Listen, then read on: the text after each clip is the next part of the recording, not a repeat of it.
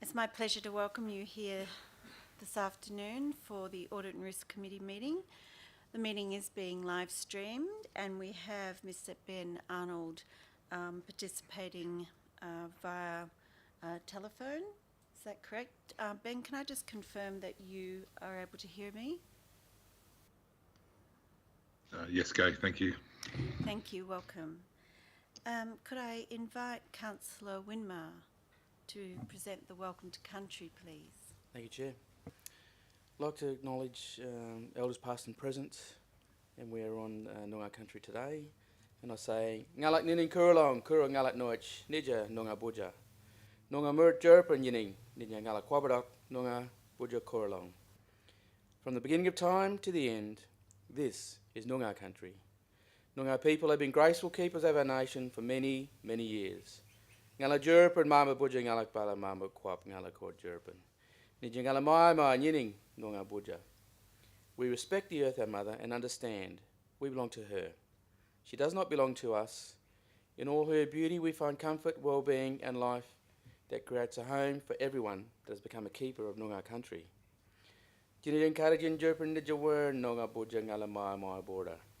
Look, listen, understand, and embrace all the elements of Noongar country that is forever our home. Kai Wanju, Ngan Barry Winma, Wajak Balarong Marman, Ngan Kot Jerpen Nunuk Nija Noongar Buja, Dajiluangani Noich Noongar Buja. Hello and welcome, my name is Barry Winma. I'm a Wajak Balarong man, my heart is happy as we're gathered on Noongar country and speaking here on Noongar country tonight. Thank you. Thank you, Councillor, for that very warm welcome. It also gives me great pleasure in welcoming everyone tonight. I would like to acknowledge that we come together tonight on the traditional land of the Noongar people and we pay our respects to their elders past and present. I understand that we have no apologies for today, and are there any leaves of absence sort going forward? No. So full attendance. Are there any questions from the public tonight? No? Under item 5, I believe we don't have any petitions or deputations, but we do have a presentation from Tom Odie, and Tom's a member of staff here, and he's going to present on cybersecurity. Thank you.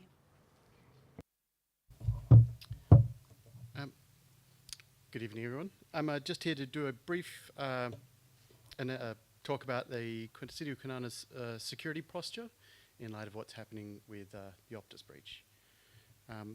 So currently the City of Kwinana has a cyber security manual. It's a document that we have had ratified and have handed to our auditors. This document contains our stance and how we approach most cybersecurity issues. So it is a very comprehensive document, and it's how we speak to any of these issues that do arise. So we do have all the documentation required to make sure that our environments are kept safe and secure, and that we that we are as proactive as we can be when it comes to these sorts of issues. Currently, and many of the staff and councillors here may have noticed, we run a phishing training program. This is something that we do with our staff. We send out emails to our staff which are specifically attempting to gather their credentials through nefarious means. These emails are then monitored and reported on, and then staff are trained on whether they have failed and how we can help them with this. This approach is to, I suppose, allow our staff to be more prepared for when these real emails come through, so that they don't lose their credentials to nefarious people. Another one of the sort of approaches we have is complex passwords. With these passwords are long and are not changed. So for all of our systems, we have implemented passwords over 20 characters. These don't have to be changed so that the people can then memorize them, and they just can be simple sentences, such as, naming your favorite sports team and some other things. This allows this stops any automated systems from being able to brute force these passwords, from being able to guess them if they are simple. How this applies to what's happening at Optus, we have as far as we know, Optus has been part of an attack where a public system was accessed without the requirement for a password. This has led to the loss of data, customer data. The City of Kwinana has no public systems, as far as we are aware, that do not have password protection. So in simple terms, we don't have any systems that they do have.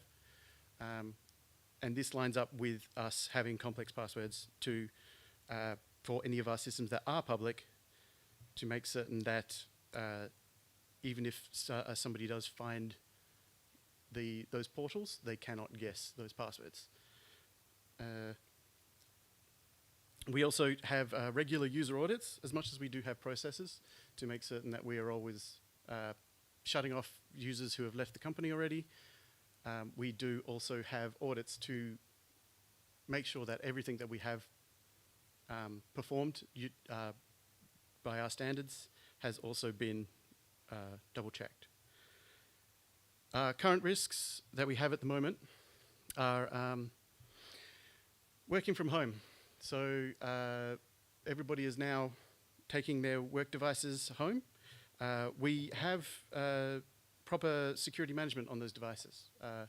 The problem is that we don't have any way of keeping visibility once they leave our network. So we know that they are protected, but what happens when it's out there, we aren't entirely certain.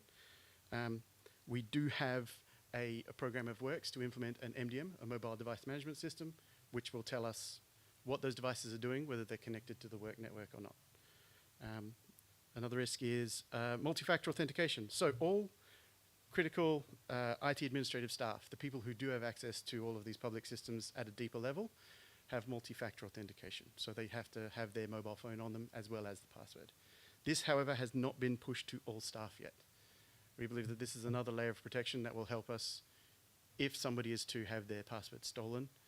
Then multi-factor will mean that even that layer is not enough to access our systems.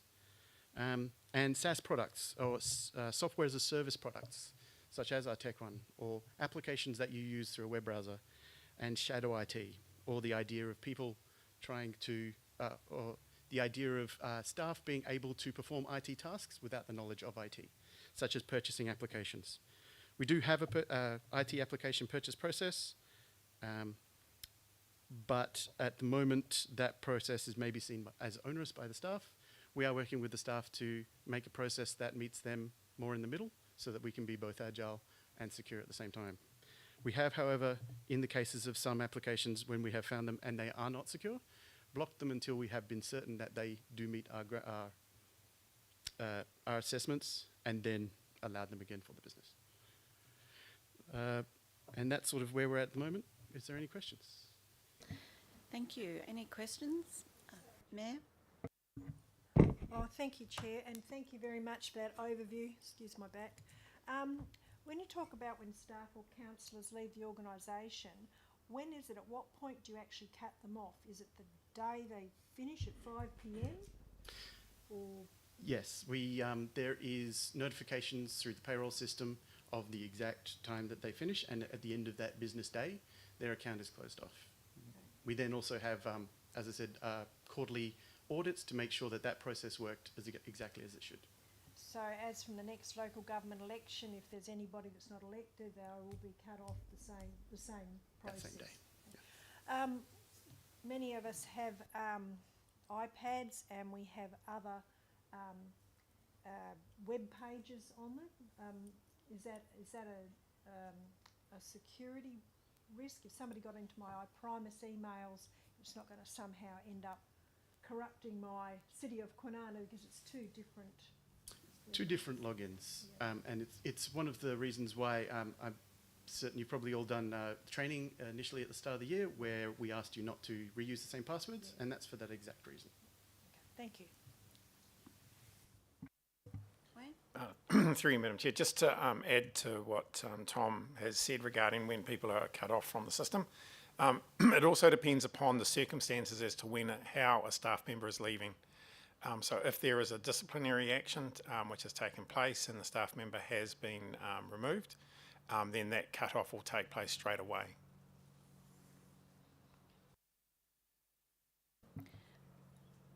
Mr. Arnold, do you have any questions? Thanks, Chair, and thanks, Tom, for the update. Just two queries. In terms of the contingency plan, if we were to have a cyber event, can you maybe just highlight some of the key elements of that contingency plan? And the second query is just in terms of software updates and operating system upgrades, if that's embedded as part of your process. I think you touched on a lot of the key elements and controls through the various other elements, but the contingency plan and the software updates, operating system upgrades, if you can maybe just just a quick update on that, that would be great. Thanks. Yes, thank you. The IT department has implemented an IT BCP, a business continuity plan. This is how the IT will react in an instance where there is any sorts of things like breaches, fires, inaccessibility of the building, and in there is a set of documentation on how we will react to something such as a cyber attack. We do have emergency contacts. I believe there's as part of the LGIS, Chubb has offered services that we communicate with them in urgent circumstances. And we also have mitigation protocols in that documentation. In terms of the second part in patching and software updates, that is covered in our in the cybersecurity manual. We do have processes. Just to give you a basic idea, our current, I think, cycle is monthly for devices, but that does vary depending on criticality. So the team does get cybersecurity reports from all of our vendors, and if they suggest to us that there is a critical issue, we will resolve it that day. Thank you. Any further questions? I have a couple. So you advised that the staff have complex and long passwords, but not changed, and I wonder if that's adequate practice given long-term employees, whether that's something that would be beneficial. Yeah, there has been a few studies. The problem that that seems to appear when staff are forced to change their passwords is that usually they become simplistic and sequential so that people can remember them. So unfortunately, they'll when they have to change their password every 90 days, they'll go from holiday 1 to holiday 2 to holiday 3. And so it sort of lowers that level of security. Increasing the length of the password but stopping them from having to change means that people usually end up making something that's surprisingly difficult to guess. We, at the moment, I think... Oh, sorry. Yeah, I understand that, but never having to change it, does that in fact detract from that security?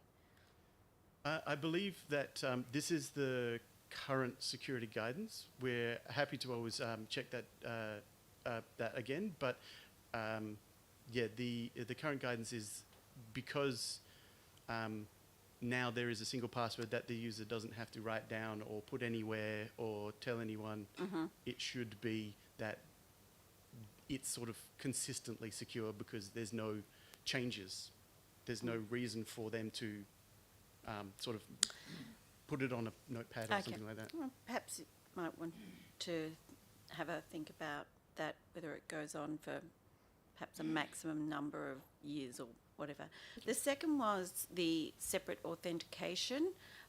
So you said that some staff have that. Is there a proposal that all staff will have that? Yes, there is a draft IT strategy in at the moment. The ELT is reviewing it. The hope is that on that is the next steps for moving to MFA for all staff. While technically it's quite easy, it is a large change for people in a procedural sense. So there is a lot of user training involved, but that is definitely hopefully slated for in the next month or two. Okay, great. And then finally, we've spoken a lot about staff, but importantly, our ratepayers. Do our ratepayers have any online access to systems? Our ratepayers have access to lodge forms for some things, but interestingly, that is a one-way transaction, which is why it's considered, why we don't stress too much about the security of that. As in, they can send us stuff, they can't really pull stuff from us. So the reason why it's a risk for our staff is staff can log into system and see many things. So if they can log in, they can pull many things out of it. Thank you very much. If there are no further questions. Sorry, Chair. Oh, beg your pardon. Just a follow-up to one of your questions in relation to that two-factor authentication, that you said that would require staff to have a mobile device. Does the city currently provide every employee with a mobile device? Would there be a cost impost? Through the chair, I'll take that one. The multi-factor authentication is for use off-site. When you're on-site, the network will know the computer's on-site, so your password would be enough. So part of our deal with staff, if they want to work from home, is they have to provide basic things. You have to have a suitable workplace, you've got to have an internet connection. So part of that deal will be you also have to have a way for us to send you a code so that you can log on off-site. That doesn't necessarily have to be a mobile phone, but it will have to be some form that you can get that code. Thank you very much. Thank you. Good evening. Item 6, are there any declarations of interest not otherwise advised? No? Thank you. The confirmation of the minutes. Thank you. So moved by the Mayor. Do I have a seconder? Thank you, Councillor Winmar. All those in favour? Mr. In Arnold? favour. Thank you. Carried. The first report is under item 8. This is the review of risk management policy and risk management strategy. There is quite a vast amount of documents here. Obviously, we'll take them as read, and the recommendation is that we note the amendments to the risk management policy as detailed in attachment A and B. Is there any introduction on this item from management? No. Through you, Madam Chair, the city's risk management strategy and policy have both been reviewed after having been originally implemented by the city back in 2020, which is 2 years ago now. Both of those documents are presented for comment by the Audit and Risk Committee as appropriate. The policy has particularly been amended to remove unnecessary duplication with the strategy. In terms of the strategy itself, this has only undergone relatively minor updates, primarily to the terms of reference of this committee, otherwise relatively minor grammatical changes. No changes have been made to the city's risk appetite or the risk thresholds. Thank you for those introductory remarks. Do we have a mover of the recommendation? Well, okay, well, why don't we then hear those points? Thank you. Thank you very much, Chair. In the discussion, it talks about attachment A and attachment B having track changes. Attachment B has no track changes. Is that because you were just saying that there was, well, not on my copy anyway? Just want to make sure that I was reading the correct.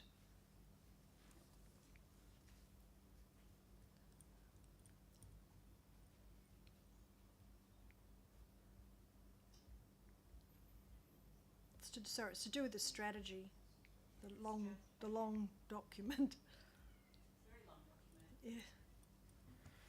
Through you, Madam Chair, unfortunately it doesn't appear to have saved properly. The changes, as I said, were relatively minor in nature, primarily grammatical, and as well as to the terms of reference to this committee, including a recommendation that the committee chair be an independent one. Other than that, no major significant changes to this document. Unfortunately, the track changes haven't come across in the saved document. So on page 7, where there's the discussion, those 3 dot points are the only changes apart from grammatical ones. Is that correct? That's correct, Madam Chair. Okay. So I have picked up a couple of little gremlins. So because it's not tracked, am I able just to raise them now, thinking that they would have been captured anyway, but just for completeness? And if not, they can be. Yes, so I can raise them now or raise them later. There's not many. Please now. Thank you. On page 31, under 13.1, communication and consultation, where you've got the A, B, C, D, all the paragraphs or the points start with a lowercase except A, so probably need some consistency with that. And on A, there's actually a word that needs to be removed.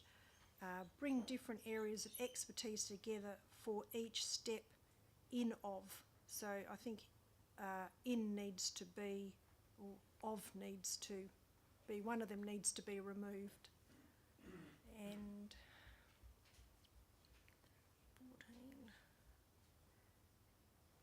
14. And just a quick question in relation to page 44, under maturity 14.2.2, we talk about an independent assessor. Assessments are typically undertaken annually by an independent assessor. I'm assuming that is our auditor, and I'm happy to take that on notice.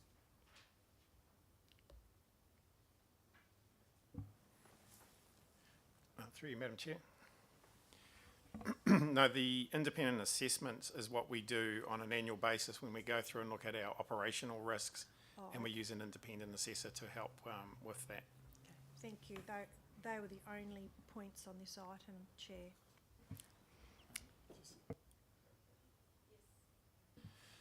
Through you, Madam Chair. Just to point out, apologies why the track changes didn't come through. One of the changes that did occur was that the risk management framework, the ISO, Australia-New Zealand standard, has been updated, so that reflects the new numbering system that's gone with that. The other one, if you'll note, is in the terms of reference. So the government has, as part of the local government reforms, announced that independent chairs will be required for the Audit and Risk Committee. At this stage, though, under the regulations, we can't do that. So in that, we just say it's recommended until such time as that occurs.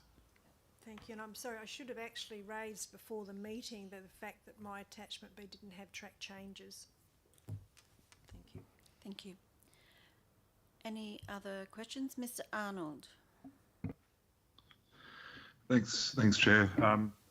Just in terms of sort of observation, in terms of the strategy documents, can I just confirm whether that is a complete set of documentation for risk, because it includes strategic components, but also into the procedural components and tools and guidelines. Can I confirm that this document contains all the relevant risk management processes for City of Kwinana?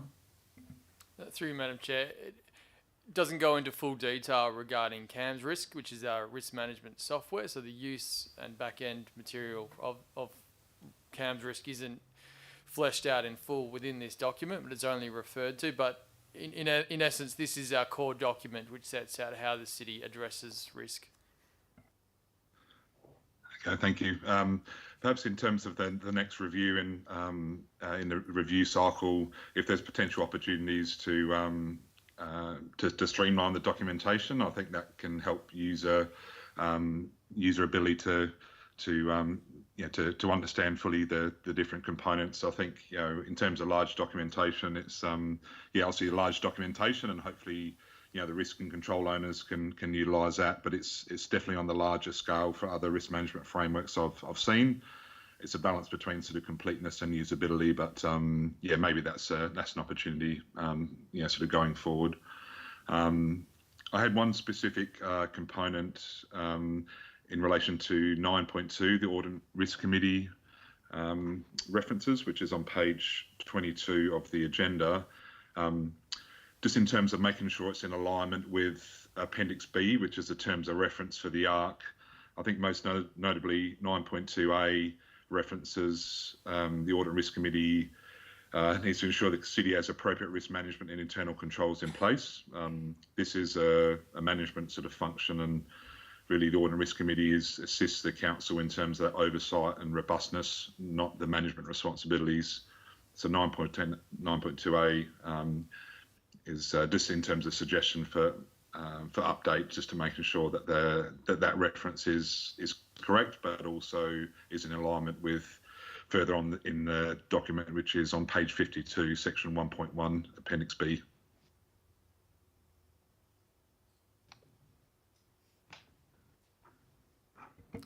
Thank you. Is any other comments?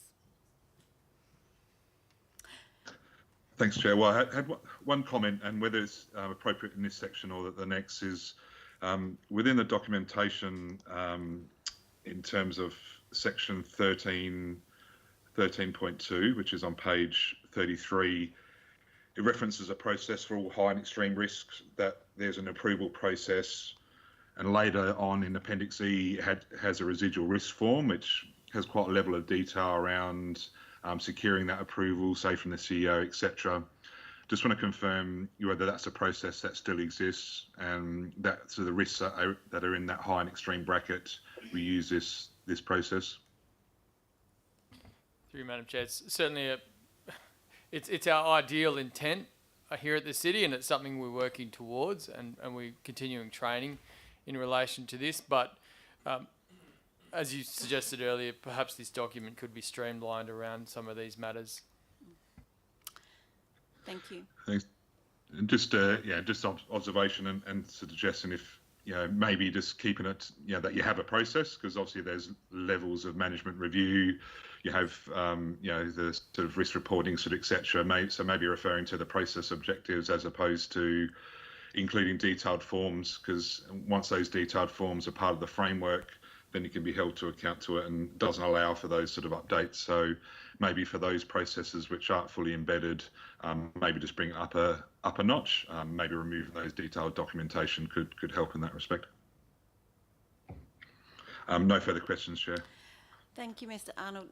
Look, I share the view that these documents are voluminous. I did lose track in reading them, and I think it's really good that we update them. But I think it would be good for a process going forward is perhaps if we can share what's good practice, and maybe Mr. Arnold would be able to share with management some exemplars of framework, strategy, and policy, so that we can perhaps next time get something that's very easy to read, very straightforward, and is a live document. Having said that, I was looking for something that was missed, and I couldn't find anything. So that's a good attribute of these documents, but sort of encourage perhaps even looking at some other local government authorities, as a major review for next time. So just some comments. Having said that, do we have a move? Oh, I'm happy to move. Thank you very much, Mayor. Thank you, Councillor Winmar. All those in favour? Mr. Arnold? In favour. Thank you. Thank you for that discussion, and thanks to management for bringing the documents forward. Hope you can take those comments on in the spirit they're intended. Thank you. We'll move to the insurance coverage for the city. Page 71, if we could. We're already there. Would anyone like to introduce this item from management?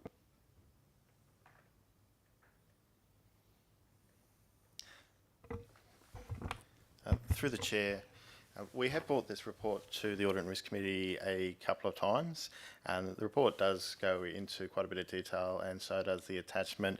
As we previously noted, the city is essentially self-insured. We work together with other councils to self-insure. So partly we do that by pooling funds that cover our liability, and partly we do that through LGIS. We go to market and get joint deals for insurance. Perhaps the thing most worth looking at is the workers' compensation report, which I believe is in the attachments, and that looks at the city's potential liability, but it's also the opportunity for the city to be rewarded for its performance. That's in this one, isn't it?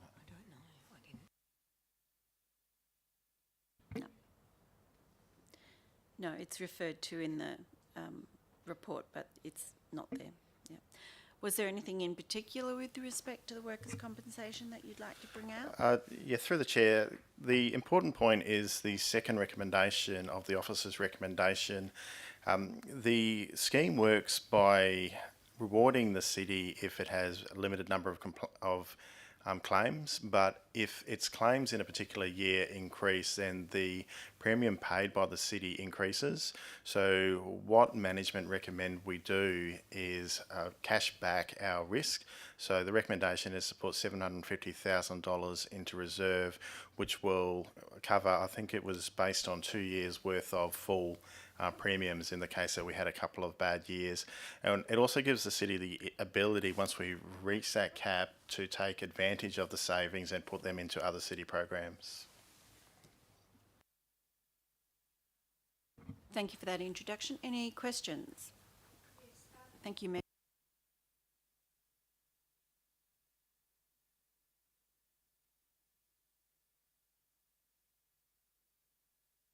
Sorry, talking about policy where it discusses LGIS commercial crime and cyber liability of $2 million.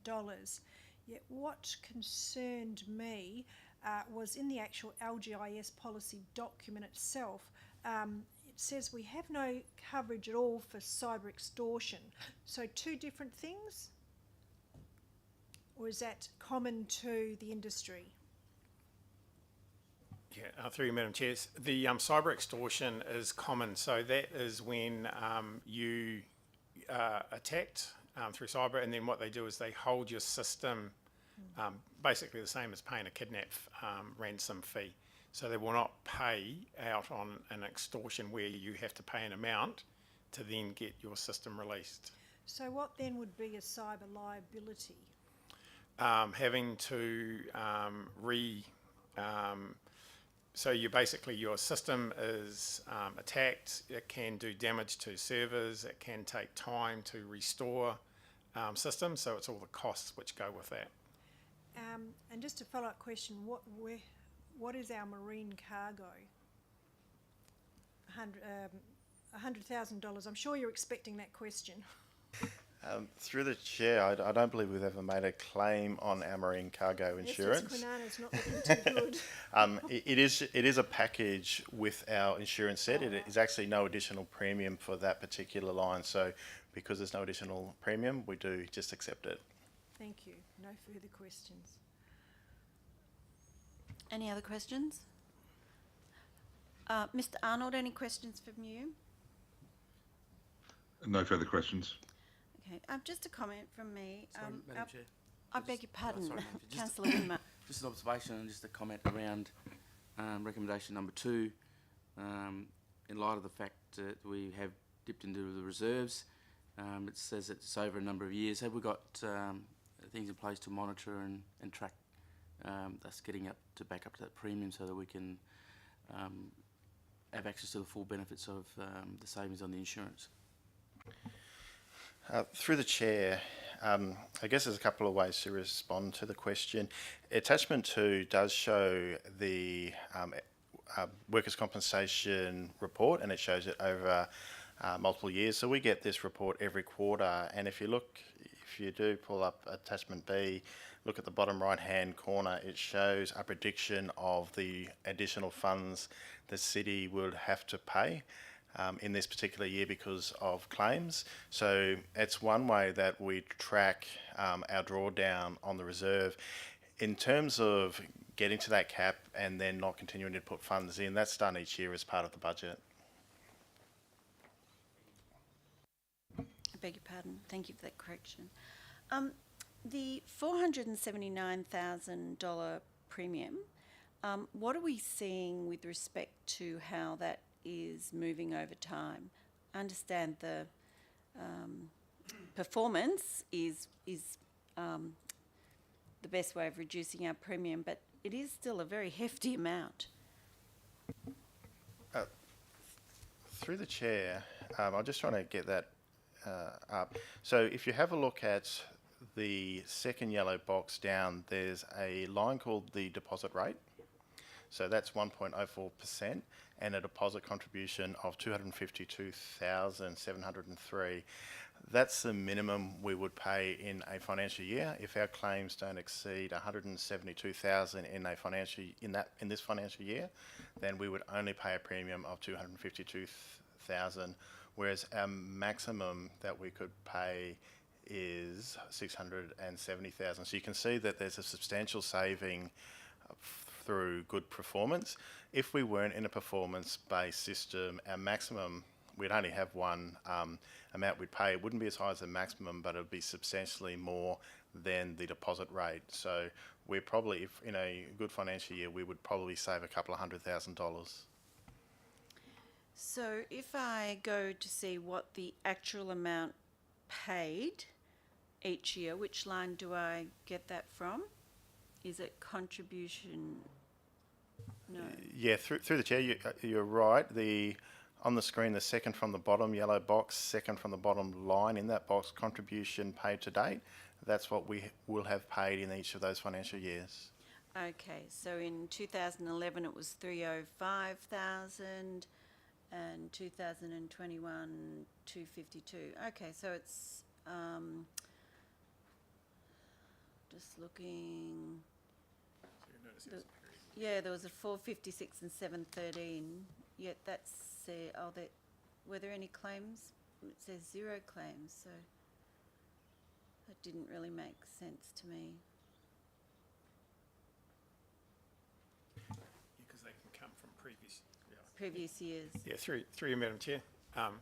So it doesn't tie in to the claims in that year as to when an amount is paid, because a claim could be open for a period of time. Okay. It's just when that claim is then closed and settled. Okay. So as long as it makes sense to you. Yep. Okay. Thank you. Any further questions? If not, I'd like to move this from the chair. Do I have a seconder, please? Thank you very much. Councillor? All those in favour? In favour. Nil against. The motion's carried. Thank you. Moving to 8.3, the Audit and Developer Contribution Payment Audit. Obviously take it as read. Would anyone like to introduce this topic? Through the chair, this report presents the progress of outstanding actions arising from the audit of developer contribution payments by Crow Australasia, as well as the systems and procedures review undertaken by the Paxton Group. So 6 outstanding actions from those 2 reviews are recommended for closure by the committee tonight. Thank you. Any questions or comments? Through the chair, I have a question. Thank you. Just in relation to page 143 of the agenda, action item 17, compliance in key dates calendars out of date. For that particular action, it's noted for close. However, the progress update says it's in its final stages. Just to confirm that process has been closed out, and if it has been closed out, whether the progress updates should reflect those for the final stages prior to completion and full system closeout. Through Madam Chair, I can confirm that the calendar is now completed. It's undertaken through our Attain software system, which we use for all primary and annual returns and other Local Government Act requirements. So it's incorporated within that. That's how we set it up, and it links to individual officers' Outlook calendars so that they can download the key dates that are relevant to them. So I can confirm that this calendar is in place at the moment. Thank Cool, you. thank you. And then through the chair, just in terms of that final documentation, maybe a suggestion just to reflect those in the progress updates. It's quite handy in the future just to be able to refer to that, the latest status. Because yeah, just reading it as it is, it just references that it's nearly there. So that's just a suggestion going forward. And through the chair, had two other queries, if I may. Go ahead. On page 145 of the agenda, action DCP recording system. It's a medium rated action, but from the comments, it referenced that it was low risk, and to me, it read like the suggested actions would not be implemented. Can I just confirm that my reading is correct?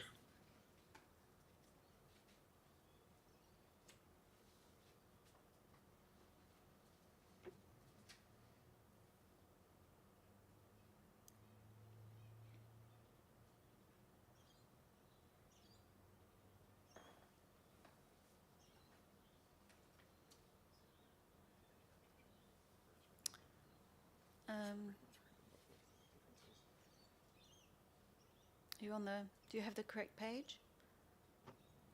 Yep.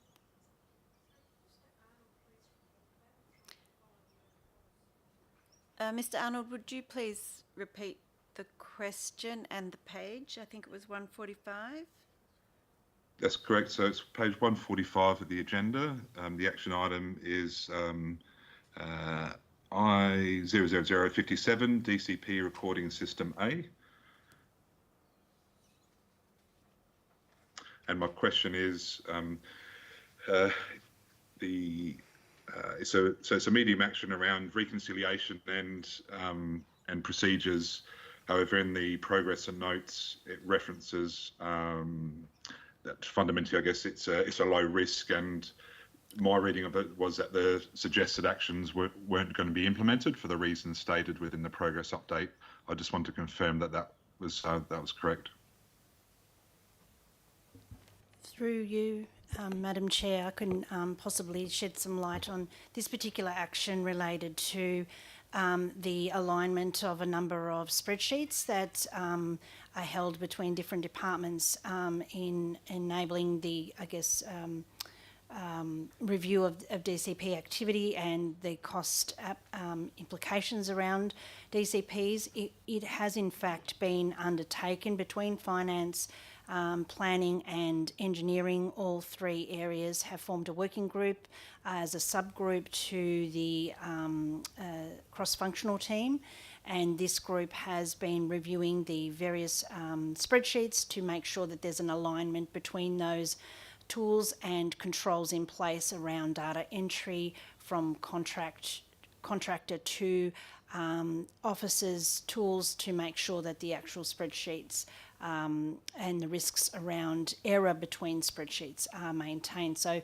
there has been action, and this matter from our review as a cross-functional team was completed some time ago. Thank you. Cool. Thank you, and thanks for the update. I guess through the chair, the action talks to specifically implementing a procedure and the documentation around roles and responsibilities, and typically having a working group to articulate what those would be is a key step.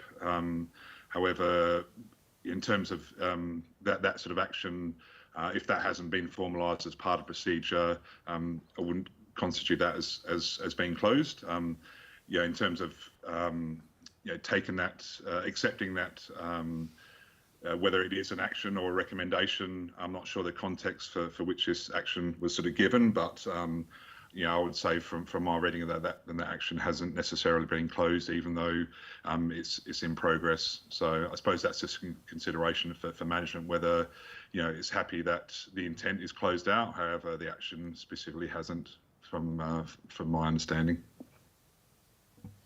Through you, Madam Chair, just adding to what Maria said. So there is a pro map that does go with this in terms of the processes to how the DCP's sheets are managed.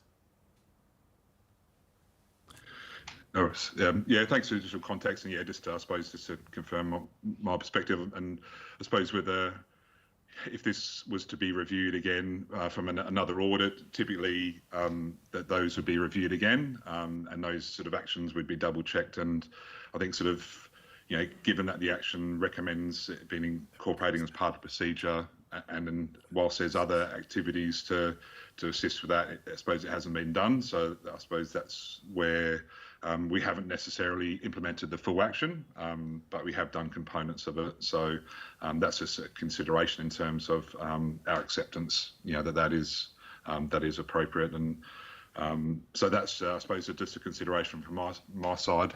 Yeah, and it's, I suppose, consideration of the Board of Committee and management in terms of the accepting of that. Okay, so Wayne, is this been picked up elsewhere? Yeah, through you, Madam Chair. So this will form part of our internal audit program. Obviously, we haven't put this one on to the program at this stage because it was just recently done. So once we get into that cycle, it'll come into probably a 2-yearly cycle for review. Thank you. I have one question. It relates to page 142. This is the disaster recovery plan being out of date.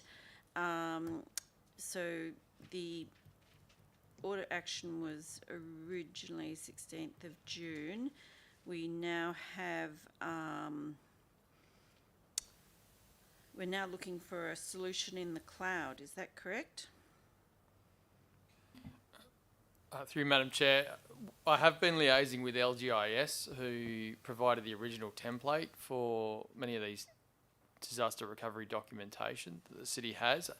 Unfortunately, they've only just in the last several weeks advised that they no longer provide those templates, and they recommended that the city take a customised approach to this. So that's what we intend on doing, and those documents will be presented to a future meeting of this committee. And I mean, this one is, I think, very, very important. Are you able to indicate when that would likely to be? Ideally, the next meeting of this committee, if we're able to develop it sufficiently in time, depending on the complexity of that document, it might be the meeting subsequent to that, but ideally the next meeting. That would be appreciated. If there are no further questions, the officer's recommendation is there. I'm happy to move it from the chair. Do I have a seconder? Thank you, Madam Mayor. All those in favour? Mr. Arnold? In favour. Thank you. Carried. Moving to the risk management report. Standard report. I have a question on this one. I'll go first. Page 157. I just got a little bit confused. The table on page 100, that one? Yep. The numbers didn't seem to line up with the numbers underneath. So, am I misreading this? So SR2, if we just go down to that, that's financial ratios falling below standards. Whereas 2 in the table above is impact of reform to the Retirement Villages Act. I might be confusing things here, but I just... Yep. Through you, Madam Chair. So the numbers 1, 2, 3 without the letters before them refer to the location on the graph above. So at the start of the document, there's a... Okay, and Yeah, then that's the the only others are the actual... That's okay. correct. Thank you. I should have looked at that a third time. I looked at it twice and I still couldn't work it out. So thank you for that clarification. Other questions, please?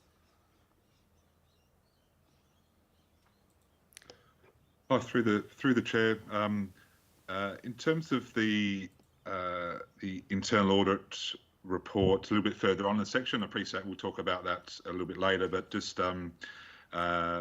just in terms of incorporating those risks that were noted as part of the process for review, to use that as a sort of basis as through the next risk owner review, would be useful. Just the only suggestion. I thought I'd just raise it as part of this risk section rather than the audit, and that's just a suggestion as part of the next review cycle.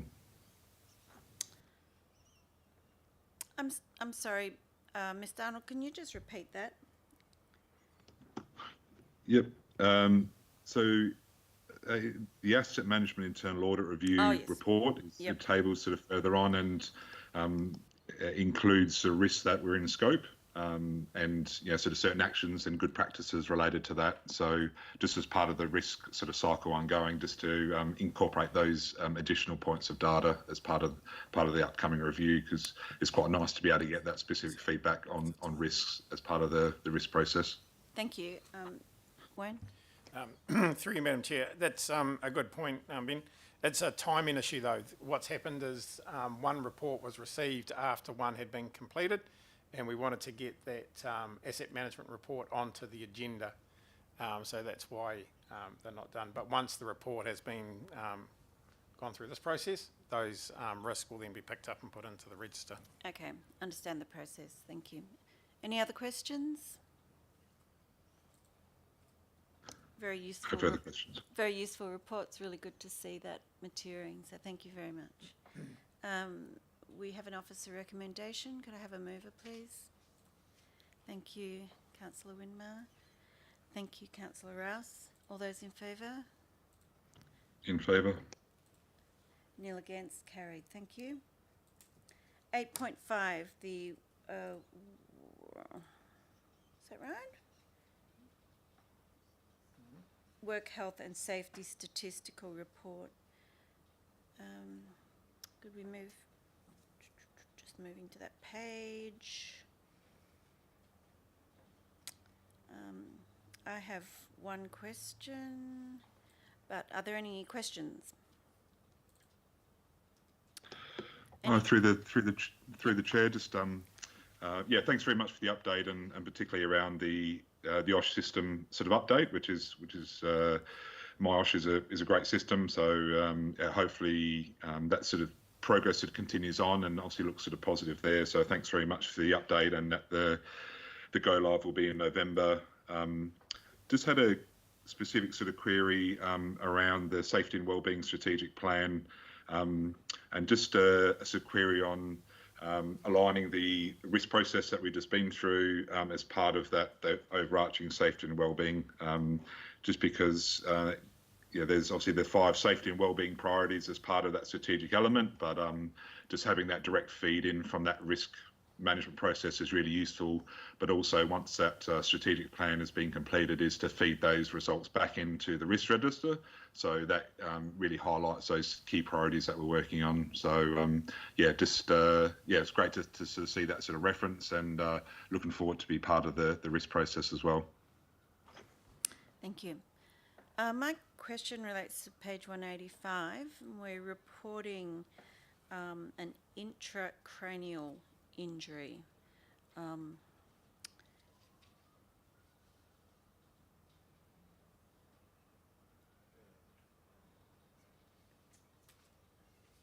That sounds serious.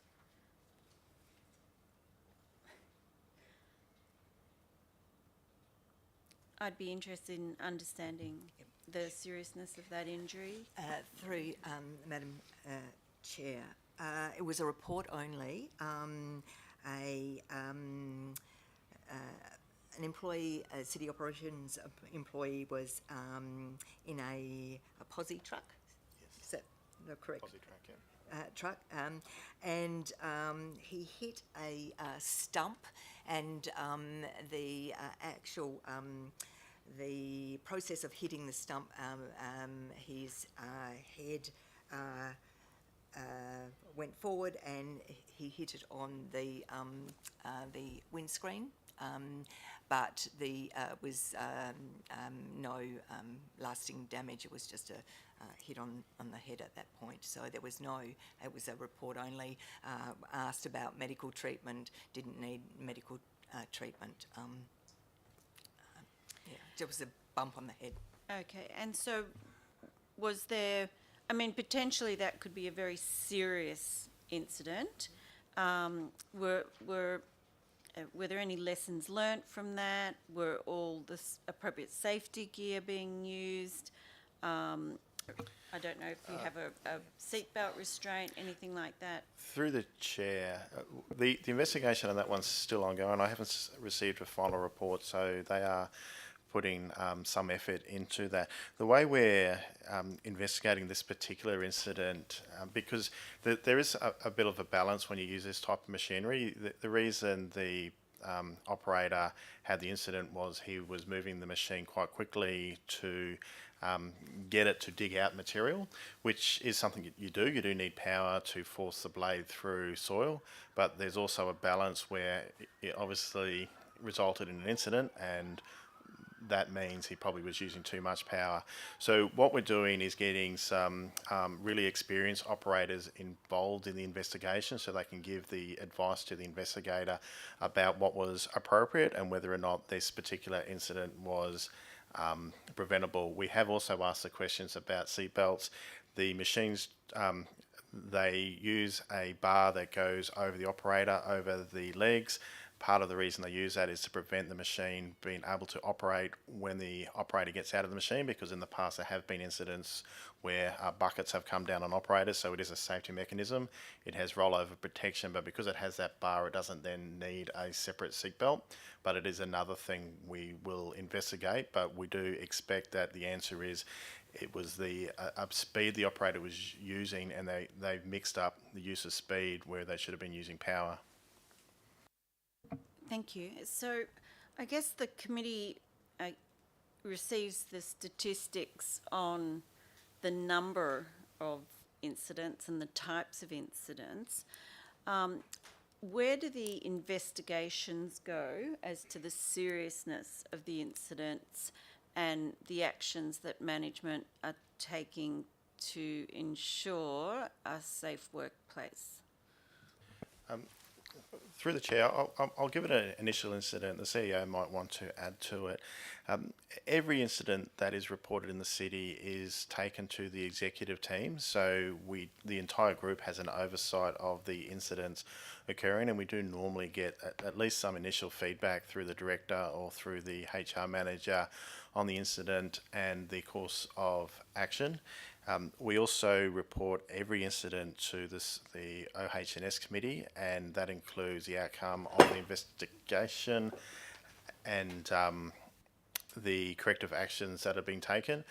As part of the Safety and Risk Committee, because it's a cross-section of the organisation, we do go into quite some depth, and particular incidents, we as a committee, we may actually debate whether or not the actions are appropriate or whether other things need to be done. So there is quite a process in there. And then each action that comes out of investigation is then tracked through the Occupational Health and Safety Committee.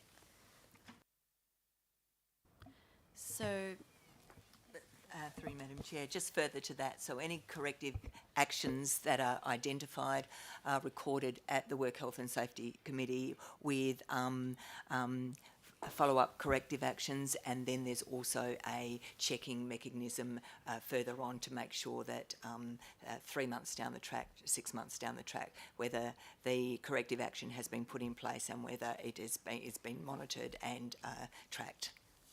and who chairs that committee? It's chaired by the city's Work Health and Safety Advisor. And are all reports and investigations, do they go to the CEO? all incident reports go through to the executive, which the CEO is part of, but the reports are overseen by the directors of each directorate. So they sit on the executive, so they will sign off on any incident report. Anything of a higher risk nature does go through to the CEO with a separate report. Thank you. Through you, Madam Chair, just to add to what Doug and Sue has said, when we discussed this previously with the Audit and Risk Committee, so the report which you've got at this stage is really what we put together with our current system, with the manual systems that Sue operates. Once we've got MyOsh operating, we want to look at the types of reports that do come through here in the data. The focus from a governance perspective really probably needs to be around more around the lost time injuries, which are the serious, severe nature ones, because that then flows through to, for instance, your workers' compensation. So really it's the focus on reducing lost time injuries, and then what's the cause effect that then resulted in that then comes back to the investigations that take place with that. But in terms of the reporting process, we do have quite a structured process in terms of how investigations occur. As has been mentioned, they are discussed at the ELT, and particularly if there's anything severe which does occur, then that written report does come through to the CEO. Thank you. So I'd like to reflect on this point. I'd like to understand in other local governments where the serious incidents are reported through to the governing body, whether it be this committee or to council, because we do have a duty of care to our staff, and I think it's important that we do ensure that we exert that from a good governance perspective. So I would like to reflect on that and perhaps discuss that between meetings. Mm-hmm. Thank you. Having said that, there is an officer's recommendation. Do I have a mover? Thank you. Thank you, Mayor. And thank you, Councillor Winmer. All those in favour? Mr. In Arnold? favour. Thank you. Nil against, carried. Moving to asset management, please. Would anyone like to introduce this? Or take it as read? Take it as read. No introduction? Yes, there is. Through you, Madam Chair, this report presents the findings of a review by Paxson Group into the city's asset management processes and controls. In summary, it was identified that appropriate processes and controls are in place in relation to the assets and that they are aligned with the requirements of the integrated planning and reporting framework. However, areas of improvement were identified across a number of areas, and those actions will be presented at future meetings of this committee until finalised. Thank you. Questions? Mr. Arnold? Through the chair. Yeah, through the chair, I have a couple of questions. Just as an observation, I think typically internal audit reports, highlight, process improvements. But so reading through this, another number of elements of good practice was identified in section 2.1. Or page 197, which indicates the large amount of work that sort of goes on in terms of maintenance. So, whilst there's areas for improvement there's no high findings. A couple of medium and low. So, the overarching feeling from reading this report is a positive one. So, if there's any sort of additional comments or context outside of this report that was sort of given by the auditors, be interested. But certainly sort of felt that the process was sort of well run. I did have a query around section 5.2, evidence of inspections, which is on page 201. So this section talks around that schedules of inspections are maintained, particularly around park structures, fences and retaining walls. It noted that through the process, maintenance may not be performed. I was just wondering if there was any actual instances where that necessary maintenance wasn't performed, or whether it just related to the process itself. Through the chair, this is probably an example of the challenge for your normal day-to-day staff understanding how an audit works and working with an auditor. We did actually find that we do record all this information in a register within our record system after we closed out this action item. When the draft audit came to me, I identified this one and it didn't seem right. I sent it back to my operations staff and asked them to check. The manager went to the coordinator and confirmed again that they didn't do that.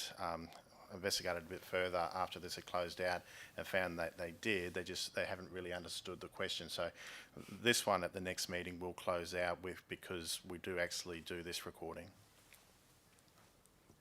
Thank you. Okay, thank you. Through the chair, and I guess just in terms of that sort of process, particularly for similar audits going forward, is just making sure that in terms of having the sufficient time and sort of having that management oversight, to challenge audits, because particularly there should be no surprises that sort of come through, and ample opportunity to give those suggestions, because if it's not a finding, then, and that may be for this particular action, but if there's other actions of that ilk where what's recorded in the report isn't correct, maybe it's an opportunity to have the audit reissued, to clarify. Yep. And just the last one, just in terms of the content of the report, it was sort of easy reading to understand. Maybe it's a suggestion in terms of future audit reports, is it refers to specific risks that have been reviewed within the executive summary. What's good practice is maybe an auditor's rating of those sort of those risks, or any findings against those risks, because whilst it's noted some specific risks that were reviewed, there's no specific tie through to the findings to a specific risk, or to an overall rating. So maybe that's something that could be suggested for future audits, just to make that linkage easier, and really helps the risk owners, to understand when there's a number of findings, what findings relate to those specific risks. Thank you. Thank you for that suggestion. No further questions? Happy to move the officer's recommendation from the chair. Do I have a seconder? Thank you very much, Councillor Creasy. Could we, Councillor Feasy, I beg your pardon, could we please vote on that?